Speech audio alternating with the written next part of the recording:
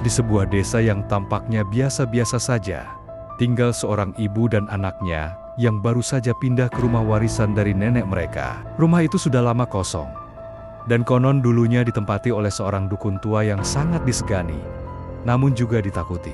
Malam pertama mereka tinggal di rumah itu, semuanya terasa normal. Tapi saat tengah malam, sang anak kecil Rika berteriak keras dari kamarnya. Ibunya berlari dan menemukan Rika gemetar sambil menunjuk ke kolong ranjang. Ada anak kecil tanpa badan, cuma kepala, matanya merah. Dia tertawa terus. Sang ibu mengira Rika hanya berhalusinasi, mungkin karena kelelahan. Tapi malam berikutnya, hal yang sama terjadi, bahkan lebih mengerikan. Rika mengaku melihat kepala tuyul itu bergerak, mencoba naik ke atas ranjang. Sang ibu penasaran, dan bersama tetangga, mereka membongkar lantai kamar. Betapa terkejutnya mereka saat menemukan sebuah tengkorak kecil dibungkus kain kafan, lengkap dengan beberapa koin emas tua di dalamnya.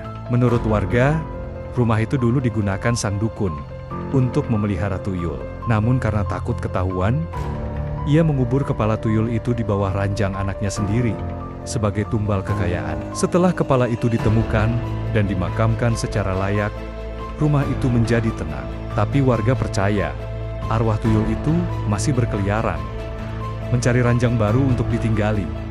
Jadi, kalau kau tidur malam ini, pastikan tidak ada yang mengintip dari bawah ranjangmu. Setelah tengkorak kecil itu ditemukan, warga kampung geger. Seorang tetua desa pun datang untuk melakukan pembersihan energi gaib di rumah tersebut.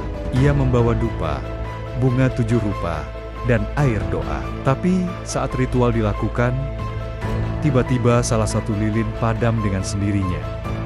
Padahal tak ada angin. Rika kembali ketakutan. Matanya melotot menatap ke langit-langit kamar. Dia di situ, mah. Dia nempel di atas, katanya sambil gemetar. Sang dukun tua yang membantu proses pembersihan hanya tersenyum miris. Tuyul ini belum tenang. Dia bukan cuma ditanam, tapi juga dipaksa jadi tumbal untuk kekayaan. Arwahnya marah. Setelah itu, mereka menggali cerita lebih dalam dari warga lama. Diketahui, pemilik rumah terdahulu adalah seorang dukun pesugihan yang mempersembahkan kepala tuyul untuk menjaga emas yang ditanam di pekarangan. Setiap malam Jumat Kliwon, terdengar suara langkah kecil di atas genteng dan bunyi logam yang beradu di lantai rumah. Puncaknya, Rika kerasukan. Suaranya berubah, tawanya mengerikan, dan ia berkata, "Ini rumahku, emas ini milikku, jangan ganggu aku." Ritual pemusnahan pun dilakukan. Kepala tuyul dibakar dalam upacara khusus, dan abunya dilarung ke sungai. Setelah malam itu, rumah menjadi tenang.